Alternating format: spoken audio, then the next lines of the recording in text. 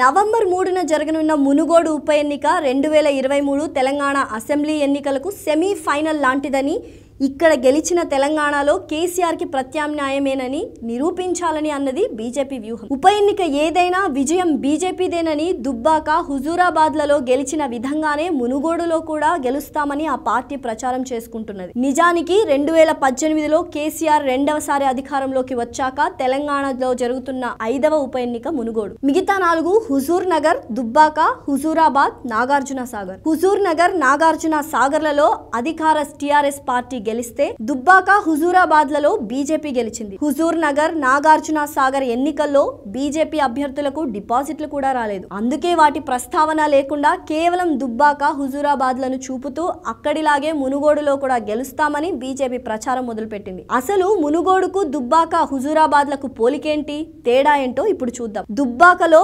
రఘునందన్ రావు, హుజూరాబాద్లో ఈటెల రాజేందర్ల లాగానే మునుగోడు బీజేపీ అభ్యర్థి రాజగోపాల్ రెడ్డి నియోజకవర్గం మీద పట్టు ఉన్న నాయకుడు. ఒకప్పుడు టీఆర్ఎస్ లో ఉన్నప్పటికీ ఆ తర్వాత బీజేపీలో చేరిన రఘునందన్ రావు ఆ పార్టీ తరపున 2014, 2018 అసెంబ్లీ ఎన్నికలలో పోటీ చేసి ఓడిపోయాడు.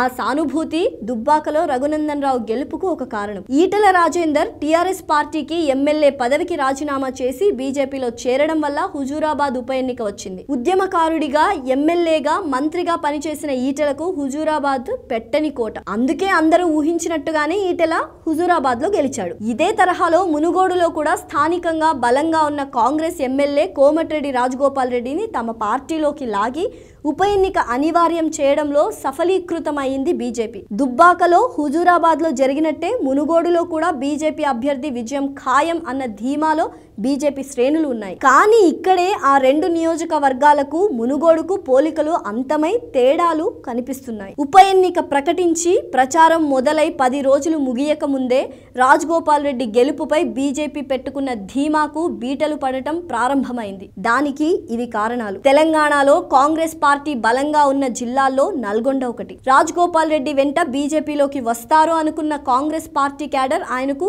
చెయ్యి ఇవ్వడం, కాంగ్రెస్ ఓటు బ్యాంకు టీఆర్ఎస్ కు అనుకూలంగా ఉండే అవకాశాలు కనిపిస్తుండడం బీజేపీ అస్సలు ఊహించని పరిణామం. కేవలం రాజగోపాల్ రెడ్డి స్వార్థం కోసమే ఉప ఎన్నిక వచ్చింది అన్న విషయాన్ని ప్రజల్లోకి బలంగా తీసుకెళ్లడంలో టీఆర్ఎస్ పార్టీ సక్సెస్ కావడం మరో షాక్. అన్నిటికంటే పెద్ద షాక్, గత 3 సంవత్సరాలుగా బీజేపీతో టచ్ లో ఉన్నానని, 6 నెలల క్రితం తనకు కేంద్రంలోని బీజేపీ నుండి 18,000 కాంట్రాక్ట్ వచ్చిందని, 2 నెలల క్రితం బీజేపీలో చేరిన రాజగోపాల్ రెడ్డి పబ్లిక్ గా TV9 షోలో చెప్పాడు. బీజేపీ అభ్యర్థి మాటలు మొత్తం ఎలక్షన్ టోన్ నే మార్చేశాయి. దీని ప్రభావం ఆయుధంగా తీసుకున్న టీఆర్ఎస్ పార్టీ బీజేపీపై ముప్పేట దాడి మొదలుపెట్టింది. రాజగోపాల్ రెడ్డి మాటల పట్ల గుర్రుగా ఉన్న రాష్ట్ర బీజేపీ నేతలు ప్రచారంలో అంత ఉత్సాహంగా పాల్గొనట్లేదు. దుబ్బాక, హుజూరాబాద్ తరహాలో ముచ్చటగా 3వ ఉప ఎన్నికల్లో గెలుస్తామని అనుకున్న బీజేపీకి మునుగోడు అసలుకే ఎసరు తెచ్చేలా ఉంది.